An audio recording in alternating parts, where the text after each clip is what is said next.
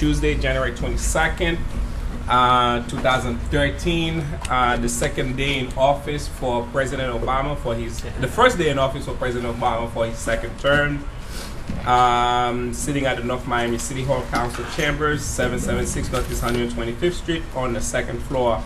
Calling this meeting into order, I'm going to ask everyone to please rise for the Pledge of Allegiance. I pledge allegiance to the flag of the United States of America and to the republic for which it stands, one nation under God, indivisible, with liberty and justice for all. Thank you. You may be seated. Mr. Secretary, roll call. Commissioner Sterrill. Here. Commissioner Galvin. Here. Chairman Pierre. Here. Commissioner Marcellus. Here. Commissioner Blinn. Here. Chairman, we have a quorum. Thank you. There's one item on the agenda for review and or action. Agenda item number 1, Mr. Secretary. Request from PI Beauty Express, Inc. to renovate the interior of the existing establishment 12350 through 12360 Northwest 7th Avenue, North Miami, Florida 33168. Okay. Well, just just 3 things. I mean, we're gonna get through them quickly, and if everybody wants to hear from the applicant, once I turn it to the commissioners, they could actually talk to the applicant. The applicant is here present in the council chamber. Welcome, Mr. Ozama. If we need you, I think you may want to approach the podium just in case if there are some questions to be asked of you. But let me just go directly with the CRA attorney. Initially, there was a memo that was issued to us regarding those 3 waivers that were requested. There was an issue because I think, the first issue is the waiver. We usually grant, we usually give fundings to owners of commercial buildings, not renters. But we have done that in the past, and you weren't comfortable. So now, my understanding, the owner would be held liable. So that should make us feel a little bit comfortable with, granting that waiver. Am I correct on that, Mr. CRA attorney? You are, Mr. Chairman. Okay. The second waiver that is requested is the waiver that there was a previous grant that was granted to the owner. I think that grant will expire in a few months. It was given back in 2008. We're in 2013. It would expire in a few months, although it was a separate section of the building. But now there's a waiver that is being requested because the time is not up yet. Am I correct on that one? That's correct, Mr. Okay, Chairman. and the third waiver that is being requested is usually we grant 50-50. For course, it's been done before, and now she's requesting a little bit more than 50-50. It's more like 55-45 or 60-40 based on the course, and it's been done before, and this is construction cost, so this is the third waiver. And I know, one thing that I always ask for is the local preference, and I think she's committed to at least 25% of local preference of the people that would be working there, and whether that would be employees or people that would rent, chairs from that beauty salon. So that 25% has been committed, right, Mr. CRA attorney or CRA director? Yes, the applicant has really wanted to do more, but I wanted to put in a realistic goal that was achievable. I felt 25% at least, and if she can do more than that, then that she would could be do more than that, then okay. And basically, I think the last issue, which is the issue, I think, which we didn't get. I think it came from Commissioner Garvin, which is what he requested, what financial documents, which we didn't get those financial documents. So I guess the applicant would tell us exactly where she would get the money to actually get this business started. That's correct. I wanted to address that at the very beginning with the explanation as to why those financials were not there. Right, but I know we don't usually request financials, you know, what I mean, we have given money in the past, we never requested financial, but the commissioner asked for those financials.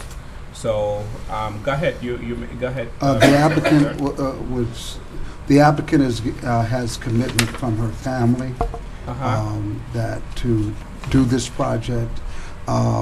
So basically, in speaking with her, in speaking back with our staff, we felt comfortable because the applicants in these cases have to spend the money first, and then they're reimbursed. Okay. So we felt okay with that. Having the financials would have been okay. We haven't done it for other applicants. It's not a part of our program requirement. Right. But the fact that they have to spend the money first, and then it's all reimbursable. Half of what they submit, we reimburse. So, in speaking with the applicant, she has commitments from family. Okay. Commissioner Galvin? Thank you, Mr. Mayor. Welcome, Ms. Lozama. Thank you, sir. Your corporation was founded in what month of what year? We're talking about PI Beauty Express? Yes. Okay, as soon as I apply at CRA, and then I got the list from the landlord, and I applied for it. But what I did was, that's why I had a problem at the first meeting, because I was trying to change from the business that I have now and into the other one. But it was not properly done, so I had to do it over again after I've been to the first meeting. Okay. Do you recall what month and year your corporation was founded? It was December 2012. Okay. There's some application information here, some build-out construction proposals I see from summertime of 2012. Say that again?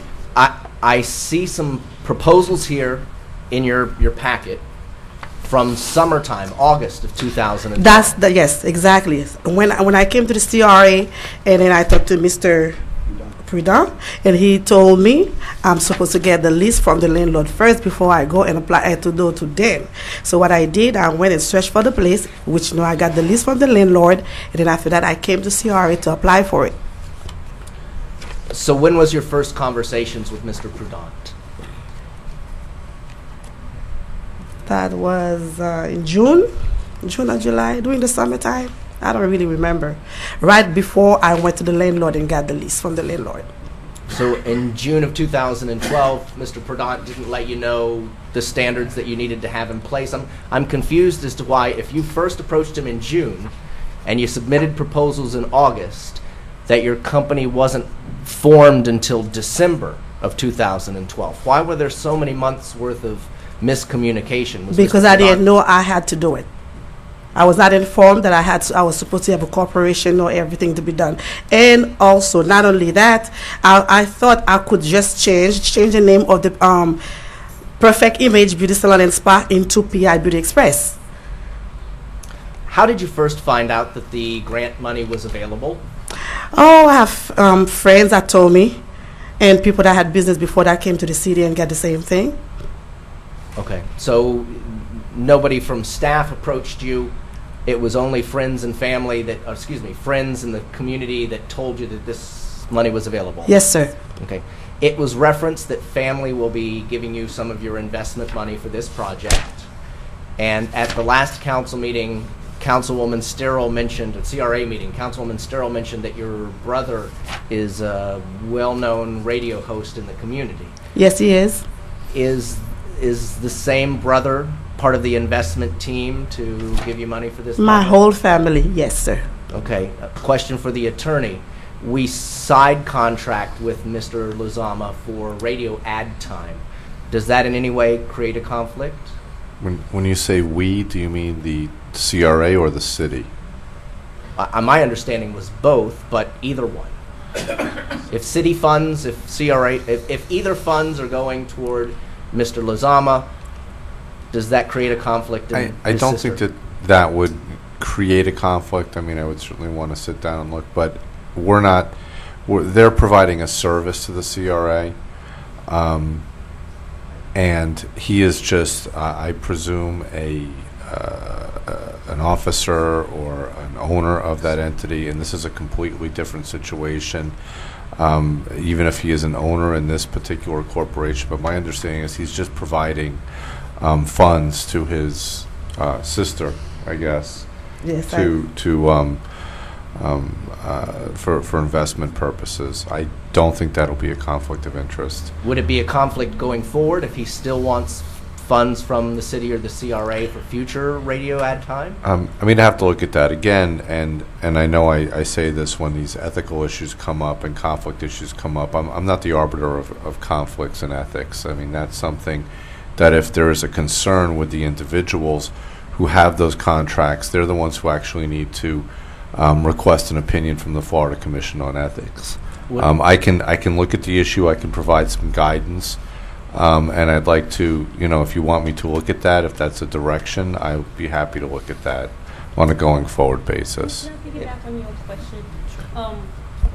From what I understand is that we don't have a contract with Mr. Lozama or whichever, or the sisters or brothers that I'm not we're aware of any doing, contract. except that, the mayor mentioned and the city manager says that we have many other applicants that's come before us. Like the last applicant says that my family members will provide funds or help me or supported me. We never have them come and give it to us on record and then for us to go after them or ask them. So why is it that I'm feeling we putting somebody else in our contract, which we never did before? Other than that, we probably have to call every one of them. Instead of asking the applicant, give it to me on the record, who's going to give it to you? Let's put it in our contract or in our policies. We need to know who's going to provide you the money. If we're not going to do that, I don't think it's fair to one applicant or to one family member. If we have to talk about one brother of hers, we don't know who else is her family of. Right. So we probably have to ask, who's your sister? Who's going to give you money? Do you have an auntie? Do you have a cousin?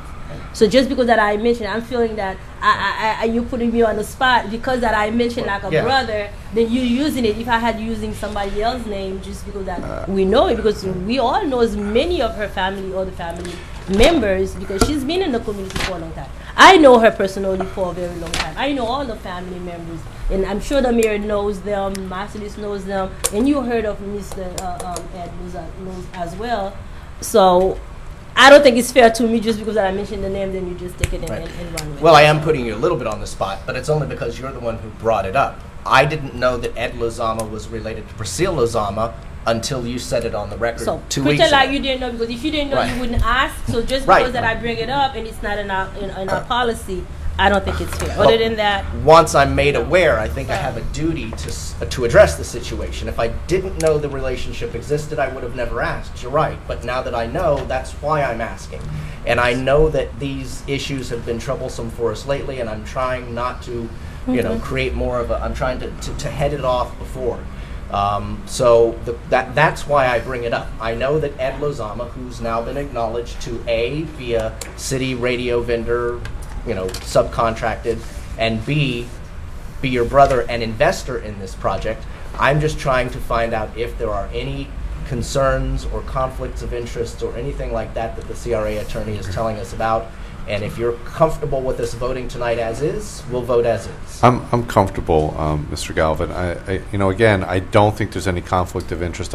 Our program guidelines don't have any sort of prohibitions on someone who's a vendor with the city or the CRA from getting a grant for a particular piece of property or participating in an entity or in an investment capacity in an entity that's getting a grant.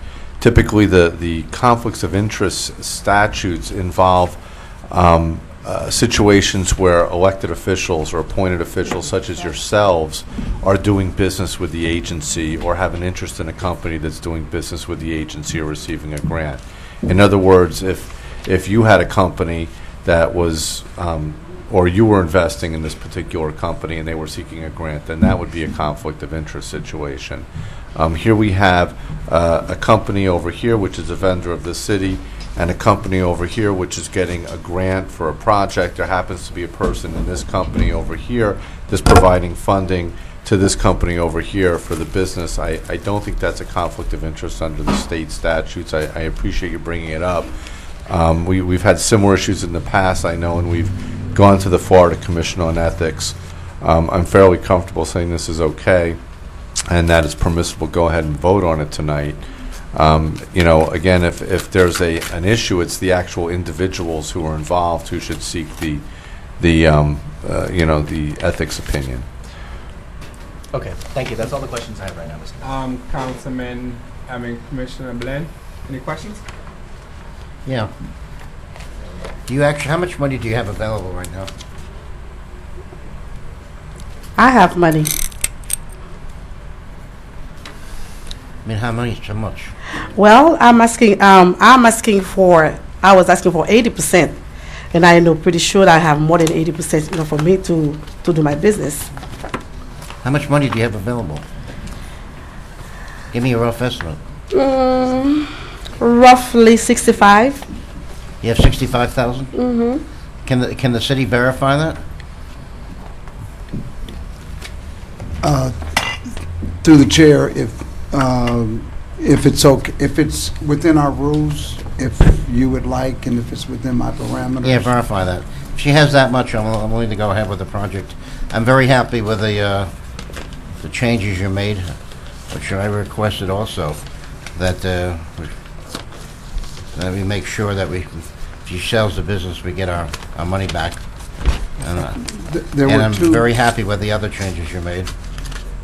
There were two items that you... What? In addition to, we had the building owner will sign that if That's this... what he's happy with, you know. This Yeah, I'm very happy with it. Okay. Yeah, I wanted to make sure. All right. Okay. Commissioner Marcellus?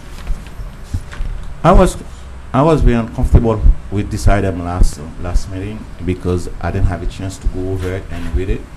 And when I have a chance to go over it and read it, and I spoke with Mrs. Lozama regarding almost the same concern Councilman Galvin has. I think that's a true concern, and I did have them. But when I sat with Mrs. Lozama and she explained to me where she's going to get the money, and the reason she has to wait so long to get that a license or that corporations is because she do not understand if she has to do that in the first place.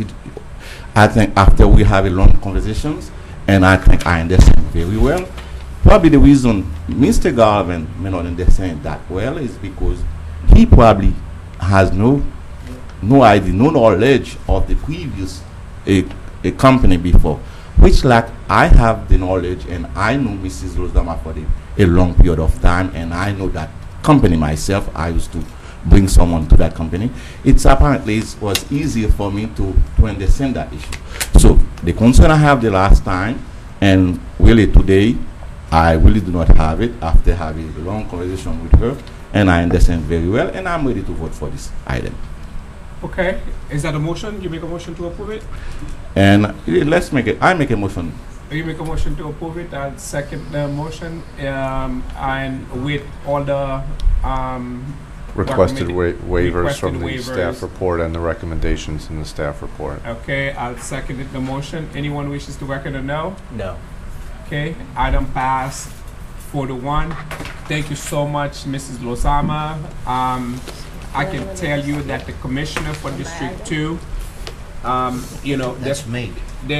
No, I'm sorry, the county commissioner, I'm sorry. Oh, that's different. The county commissioner for District 2 started some work on Northwest 7th Avenue, and I think it stopped at about 103rd, and he really wants North Miami to do something on Northwest 7th Avenue from 119th all the way up till That's Montestein. 142nd, Commissioner Montestein. So I think, you know, with what you're gonna do there would really help out with the agenda, with the goals of getting Northwest 7th Avenue back into shape. So thank you so much, and have a great evening, and good work for us. Okay. And I'm very happy that we're going to have 16 employees there. Hopefully, they'll all be from the city. Okay. That's excellent. Thank you very much. Thank you. Thank you very much, Mr. Prudent. Thank you, Mr. Steven. Thank you, Attorney. Thank you, everybody. And I promise that you're going to be very proud of this project. Okay, Thank you. Thank you. So what about the speech that I had prepared? When am I going to deliver my speech? Can we do your speech at 7 o'clock? No problem. Okay. Thank you so much. This is a one-item agenda. Meeting is now adjourned, and we'll see you back We don't here in have about CRA report or council. New business? Okay. Any old business? Any new business? Go ahead. Thank you, Ms. Mayor. I don't think we do enough to make sure that our grantees are financially viable and stable. No kidding. I think we need to be more protective of the public dollar and not just sort of throw up our hands and say they didn't give us that or they don't have that when it comes to asking for their proof of financial stability. I'd like us between now and the next meeting to explore what other CRAs are doing and have several recommendations before the CRA board for ways that we might improve or strengthen the standards that we have before somebody can even be considered for CRA funds. I agree. Since the CRA was created in 2004, this is the first time we're requesting, you know, people to show up their financials. We never had those requirements before, so I think it's time, if we're going to revise the policy, the guidelines, that's what we need to do. But just keep in mind, this is the first time that we actually requesting financial from an applicant. It's never happened before. So I think, you know, if we're going to do it, we're going to do it across the board, and the policy needs to be changed. It's not going to be just one person or two entities. So it's good. Let's look at the policy and let this board sit down and take a look at it. If we're going to take care of the public dollars, it's not only when it's convenient for one person, it's not convenient for the other. So I agree. It was created since 2004. That's the policy that we have been using. So if there's some changes that need to be made, let's protect the public dollars, and let's do it as if we are protecting the public dollars. So can I get a Brief Motion to adjourn. report. Some good news for the CRA. This past week, our at budget the was approved? well, it was the budget was Preliminary on the approved 15th. by the county's Internal Management and Fiscal Responsibility Committee, which is the step you have to take before you go to the full Board of County Commissioners. Mr. Prudent presented in front of the committee. The committee was very complimentary of the North Miami CRA and the way we've been handling ourselves in general, and in particular Mr. Prudent. So that is the next step, is going to the Board of County Commissioners for budget approval for Yeah. 2012-13. So the whole thing on TV. Did a Thank good you. job. Thank you. Thank you. Okay. Meeting is now adjourned. We'll be back here in 5 minutes for our city council meeting. Thank you.